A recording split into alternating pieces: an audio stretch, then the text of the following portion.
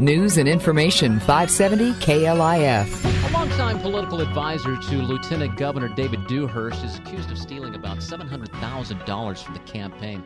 Kenneth Barfield ran Dewhurst's re-election campaign 2 years ago in his failed run for the Senate this year.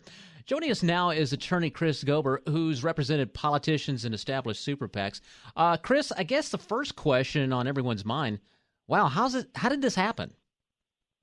Well, unfortunately, this is not an incredibly uncommon problem with political campaigns and in committees. I mean, there's been a number of these that have come to light over the previous years, and almost in every circumstance, what you see is really just a lack of financial controls within the committees where, the same individual is, taking in the contributions and writing the checks, but also keeping all of the financial records and following the reports. And by having all of that control without the proper checks and balances, you see them essentially, making up false invoices and other things. And this kind of goes on until somebody does an independent audit of the committee.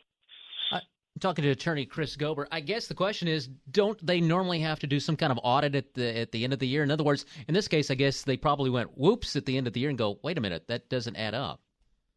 Well, not all campaigns do an audit, and they certainly should. I think the proper financial controls would be to reconcile the bank accounts even each month, as well as having independent audits and reviews of the records.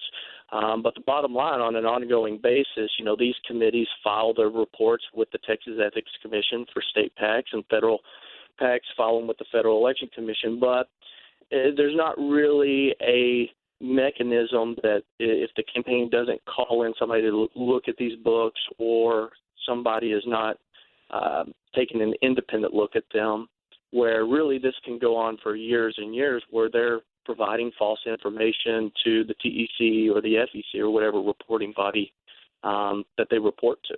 I guess this probably raises a red flag, and possibly this could change. Well, I think that, you will see obviously an investigation of this matter, kind of see the scope of it. I think what could change is a more professionalism among political committees and campaigns. I think, in the history, kind of looking back, a lot of times candidates would have, their friends or a close advisor kind of running these PACs and to be kind of in charge for the bookkeeping and everything. And I think what you've seen really over the past decade as campaign finance laws get more complicated, as penalties increase, there's been a professionalization of kind of the campaign finance treasurer field. And I think this is just one more instance that will lead to more and more campaigns like this going out and actually hiring outside professionals in order to keep the books.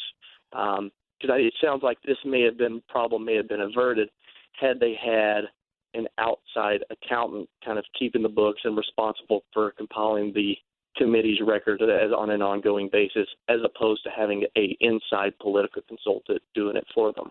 Talking to attorney Chris Gober. Yeah, I got to believe in this new world we live of Twitter and Facebook and knowing everything about everybody. And if you're going to be, quote, a politician or in the public eye, even if you're not the one that's doing this, if you're Lieutenant Governor David Dewhurst, it certainly doesn't look good for you. You would seem to think it would make sense to put some staples and some plans in place to make sure this doesn't happen. Absolutely. I mean, obviously, people that contribute to the campaign want to know that you're being a good steward with their money, and that includes, frankly, instituting proper financial controls to make sure their money's not being stolen. But obviously, this is, I'm sure, Lieutenant Governor Dewhurst is as disappointed with anybody about the outcome of this, and I'm certainly sure that, moving forward, they'll make sure that the proper financial controls are in place. Speaking of moving forward, Mr. Barfield is also accused of defaulting on nearly a $500,000 settlement with a land developer, so he's got a lot on his plate right now. What could happen to him if it turns out he did actually indeed take this $700,000? Well, I think that there's going to be kind of multiple kind of layers of investigation here. Obviously, the Texas Ethics Commission is going to want to investigate this from a campaign finance side. That's obviously the most minor part of this.